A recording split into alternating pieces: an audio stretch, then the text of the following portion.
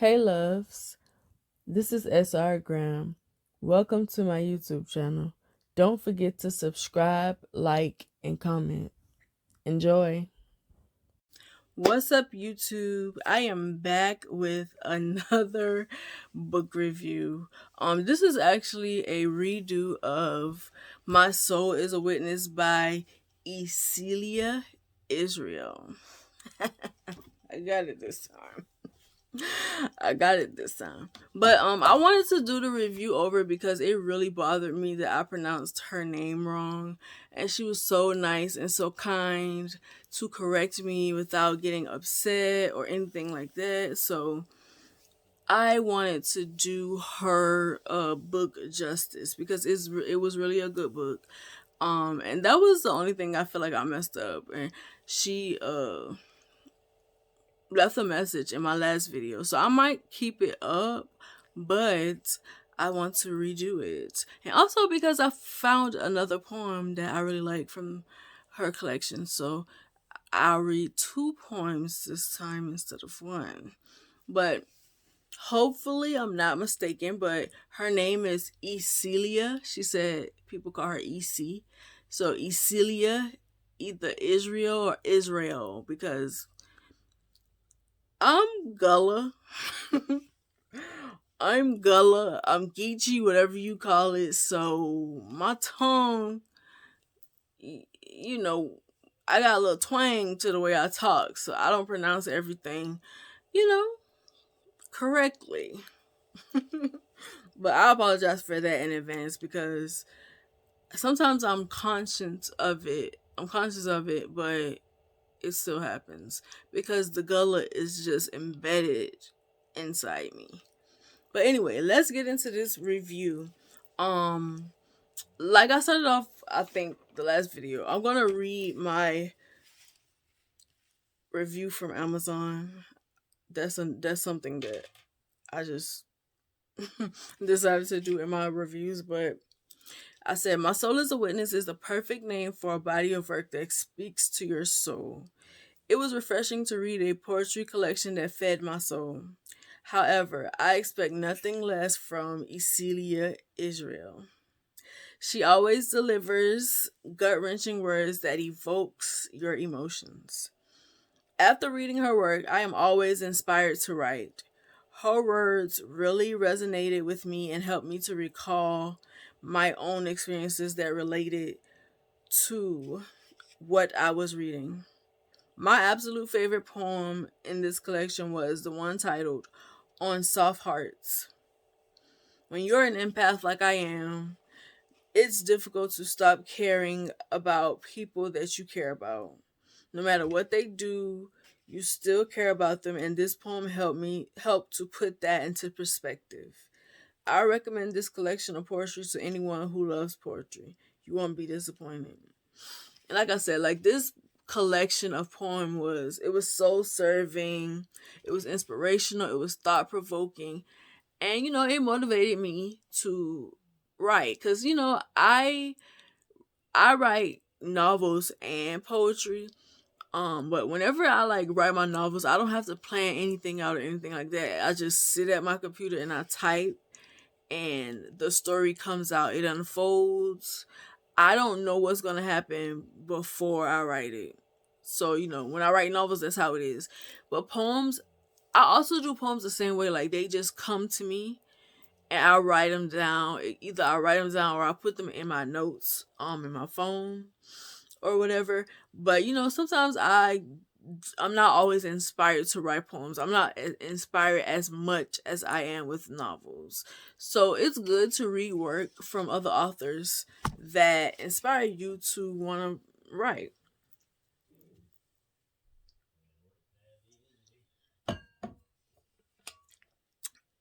Excuse me, cotton mouth. Um, like I really love this poem. I felt like it was something for the culture, of course. I feel like Ecelia is what word am I thinking of? Like I feel like she is one of those one of those writers, I guess you could say, about the black woman experience. Just her perspective, the way that she processes things, the way that she sees things. It helps you to see things in a different way, a different perspective. And while reading her poem, those are the feelings that I had. Like, she's very deep, I guess you could say. I hate using that word, but like conscious of uh the climate, the things that's going on in the world, her experience as a black woman, or a black person in general. Like, she's very conscious. She's very uh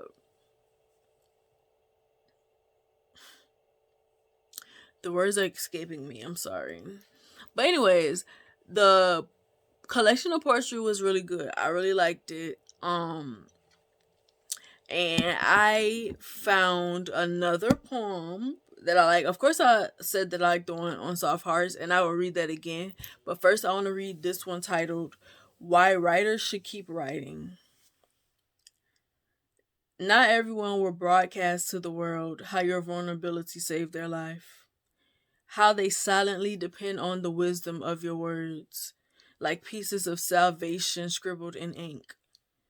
Some people are thirsty to hear your voice, and they wait for you to gather the courage to wrap them in that red cape we call writing. They are waiting for you to make them heroes to whatever suffering led them here. Not everyone is looking for words that are pretty either.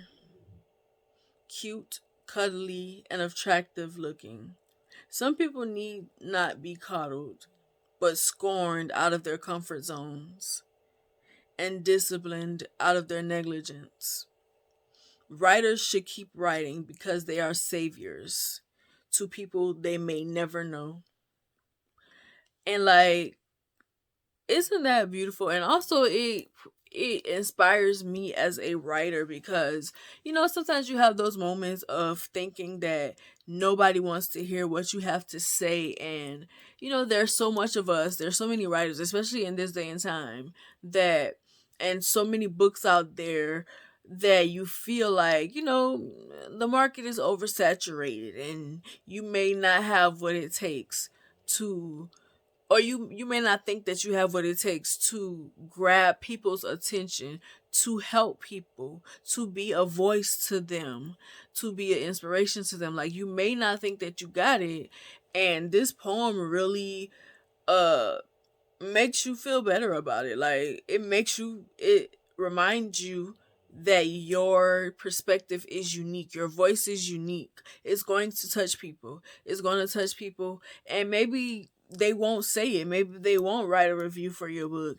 Maybe they won't say anything. But just knowing that you're possibly helping someone by creating art, by writing, it makes you feel a lot better about yourself as a writer, and just as a person. Like, I'm one of those people who want to help people. I want to touch people. I want to be a voice for people, and that is why I write, and I will continue to do that. But you do have those moments, and so now whenever I have those moments where I'm doubting myself, I can turn to this. And I did highlight it, bookmark it, or whatever, because it's such a beautiful poem. It's such a great reminder of to keep going, and that you a great reminder that you are helping people regardless of whether you think so or not. So that is why I really like that poem. So, like I said, my ultimate favorite from this poetry collection is On Soft Hearts, and I will read this again. Please do not ask us not to care. We will care anyway. We will wonder why the flower doesn't bloom, why its petals are dry. Why is there a flower falling to pieces for lack of moisture? We will wonder about the soil and the colors in the sky. We will mourn with those who are sad and rub empathy on those who are bruised. We will care about people who probably won't think twice about us. We will take this heart of flesh and show them that we are hurt too, and we too have been trampled upon. Here, see the holes and scars on our skin, but this doesn't mean we have to let our hearts grow cold. We do not have to build walls that are too high for people to climb. When everyone's a savage, do not be afraid to be soft. There has to be someone in this chaotic world who can show proof that we can still be loved after war. And that was so beautifully said, like, because the climate that we're living in is in this society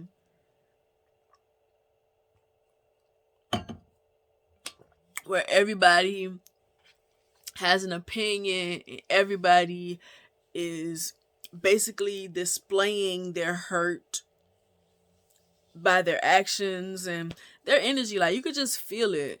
And you know, it's become a thing where it's like cool to not have feelings. It's cool to be mean. It's cool to be judgmental and stuff like that.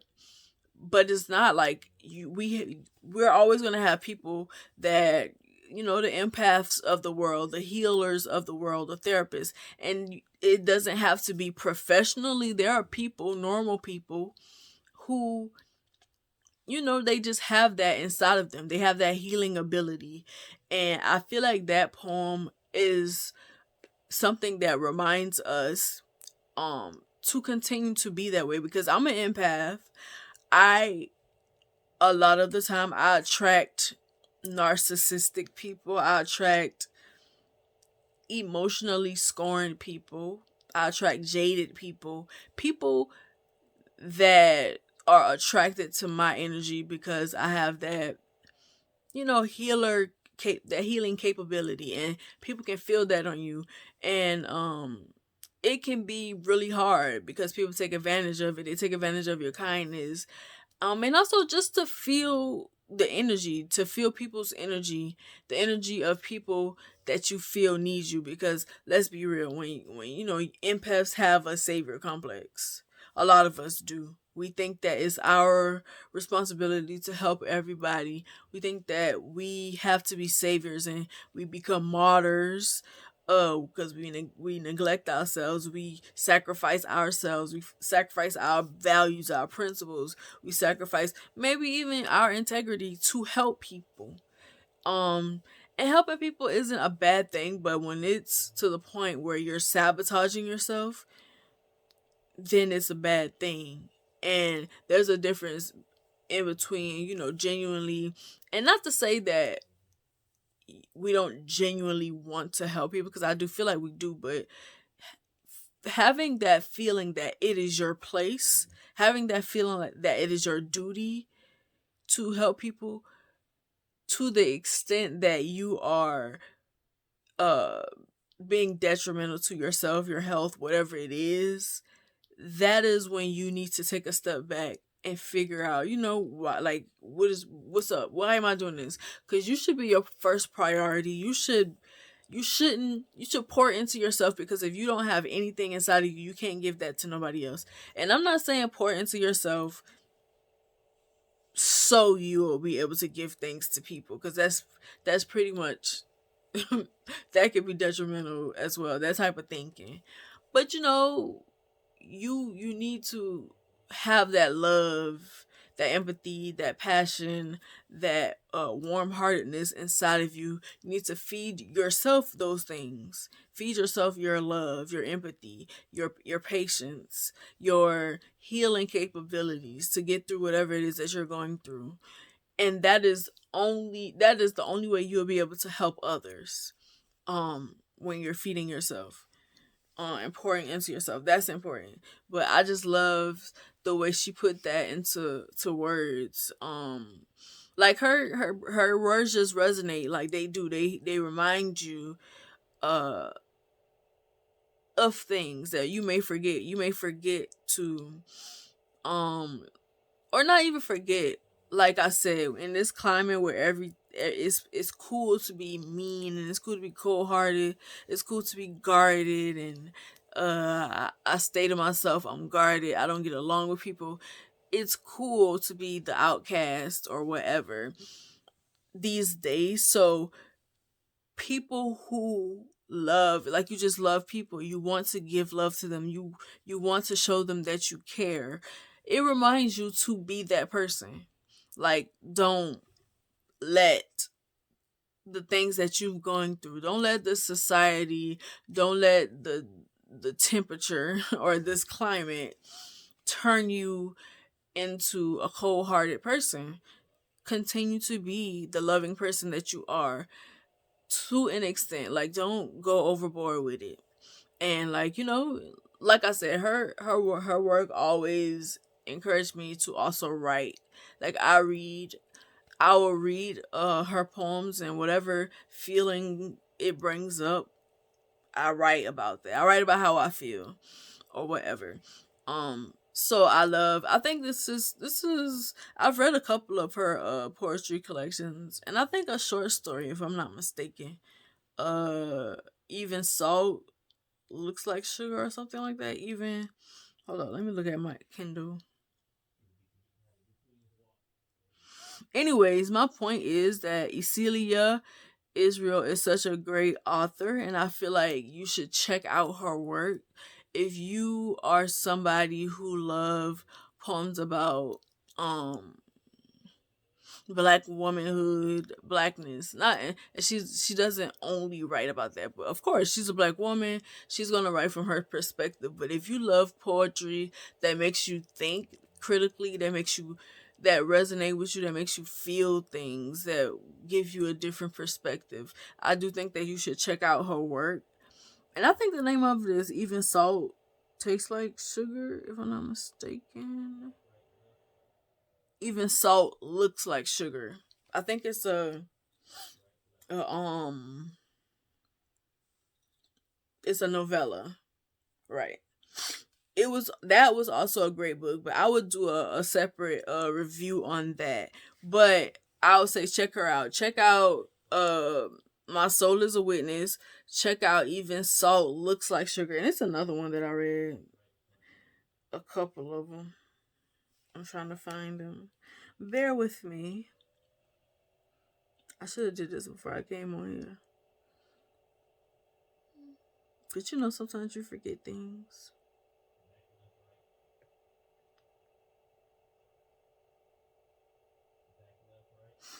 I know it's not this deep in though.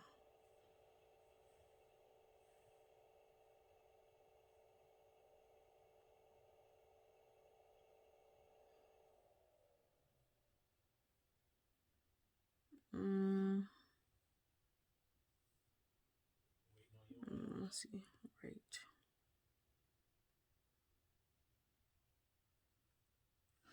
Anyways, you can check out her books on Amazon, and it may be also Barnes and Nobles and wherever else you can buy books from. But I love that poetry collection. It's one of those things that I'm probably gonna read, go back to. I love rereading things because when you go back to it with fresh eyes, a fresh mind, a fresh heart, you see things that you didn't see the first time around.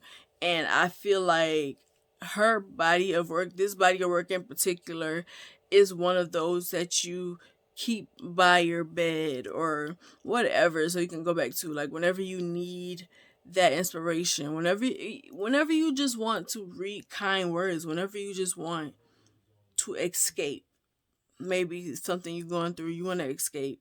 I feel like her work is perfect for that, and that is why you should check it out. But yeah, that is my review of My Soul Is a Witness. I hope I did it justice this time. I hope I covered everything that I wanted to cover. Um, but I definitely will be checking out more work by Ecelia, and I will also recommend um the things that I check out. I'll try to be more consistent with my book reviews. I get so, like, caught up in reading that I forget. Like, I review them on Amazon and Goodreads or whatever, but, like, I do get caught up on just reading, honestly, especially if it's like a series. Yeah. But I will do more book reviews. I will be doing more. I've read so many books, so I just have to sit down and talk to you guys about them. But I hope you enjoyed this video. Don't forget to like, comment, and subscribe. And if you've read My Soul is a Witness, let me know what you think about it in the comments. If you haven't, check it out. If you've read any other books by Ecelia Israel, tell me about them in the comments. But thank you for watching. Again, like, comment, and subscribe. And also, you can check out my books on my website. I'll leave all of the information in the description. Yeah, I'll see you in the next video. Bye. Before you go, check out my website at srgrahamwrites.org. Scroll to the very bottom of the webpage to subscribe to my mailing list to get news and updates from me. Also, check out my latest novel, Drown the Lovers. It is book 3 in the Two Monogamous series. You can purchase it from Amazon and Barnes and Noble. Thank you.